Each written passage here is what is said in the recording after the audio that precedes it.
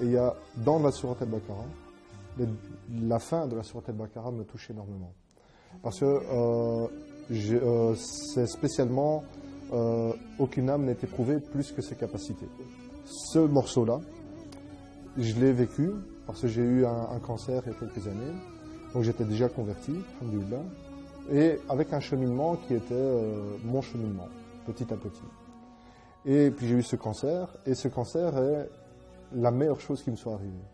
Pour moi, c'était une marque d'amour qu'Allah Azza wa Jal m'a pris dans ses mains et puis m'a remis.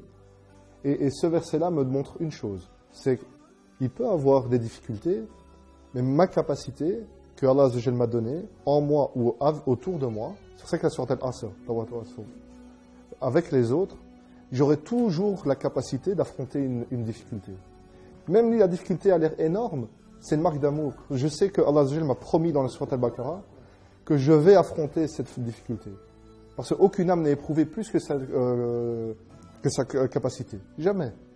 Donc, subhanallah, quoi qu'il arrive, j'aurai la paix. لما قعد مع أصحابه قالوا له أنت بعد ما أسلمت الله سبحانه وتعالى ابتلاك بهذا المرض وتقول إن الله سبحانه وتعالى يحبك شوفوا رد بلال عليهم.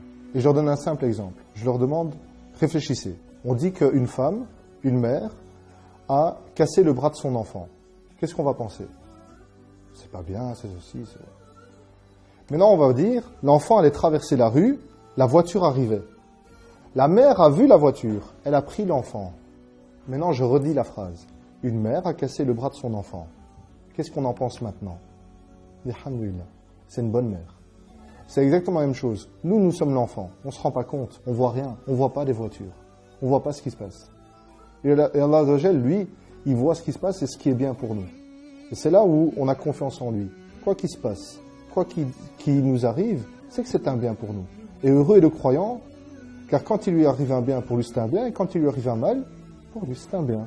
Par rapport à la maladie, donc au cancer que j'ai eu, en fait, ça a permis aussi de trier les vrais amis des faux amis, les bons amis des mauvais amis.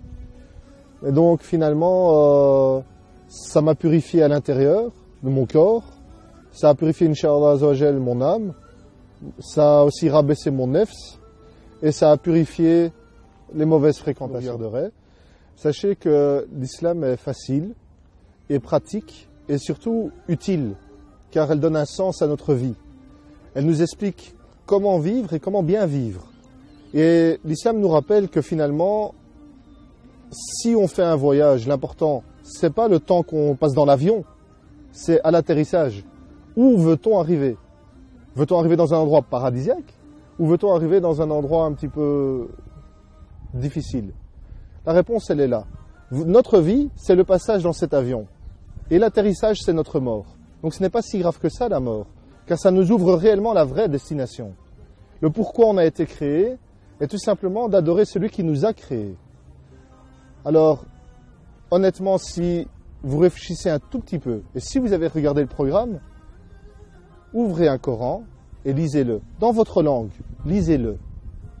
Et vous verrez l'effet qu'il aura sur vous. Et Dieu seul sait.